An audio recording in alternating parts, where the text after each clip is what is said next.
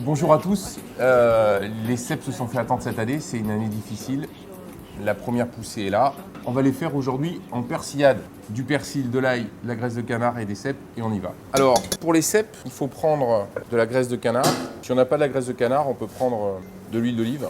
Et on ne va pas les démarrer très chaud parce que les cèpes, pour moi, c'est bien quand c'est confit, quand ça cuit tout doucement dans son jus. Donc nos cèpes sont propres et on va les couper en morceaux comme ça. Moi j'aime le cèpe quand il est coupé en gros morceaux parce qu'il va avoir une certaine texture. Il n'y a pas un verre. Ça, c'est extrêmement important. S'il y a des habitants, les cèpes, on ne les met pas. Ce qui est très bien dans ces cèpes, c'est qu'ils sont totalement sains, ils sont fermes, et ça n'a pas de prix.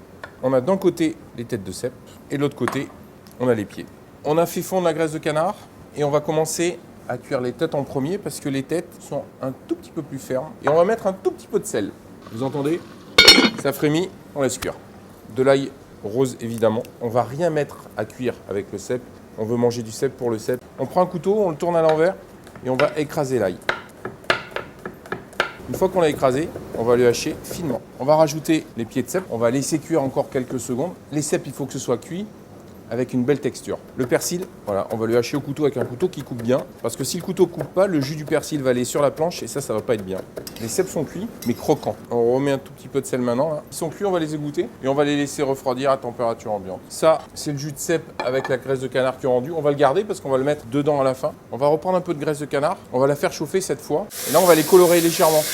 Là, ça sent pas la même chose. On a un développement aromatique. Le cèpe commence à caraméliser. Petite goutte de graisse de canard là, très peu. Parce que le cèpe, c'est quand même une éponge. Il ne faut pas que ce soit trop gras. Là, on va s'arrêter. Ils ont pris une petite couleur blondinette sur certains coins. Ils sont devenus appétissants. On va les régoûter une deuxième fois. On va enlever le surplus de graisse de canard. Je vais reprendre mon jus de cèpe de tout à l'heure et je vais déglacer mes sucres. Et je vais remettre mes cèpes dedans et je vais les enrober dans ces sucres. Donc là, c'est un peu gras. On va régoûter encore une fois. Je vais mettre une toute petite pointe d'eau pour déglacer les sucres qui sont là. On va presque jusqu'au bout, jusqu'avant que ça brûle. Nos cèpes, on les remet dedans. On va mettre un petit peu d'ail. Là, il y a un développement aromatique de l'ail au dernier moment qui est parfaitement haché. Il faut le laisser cuire, mais il ne faut pas qu'il soit trop cuit. Il faut le laisser cuire 20 secondes. Un petit peu de persil. Ça y est, c'est prêt. Avec, au dernier moment, un bon tour de moulin. Et on va les servir dans un légumier. Et voilà les cèpes en persillade qui seront une très belle entrée. Accompagneront allègrement une volaille ou un joli rôti. Même un joli poisson blanc juste cuit avec des cèpes en persillade, c'est délicieux.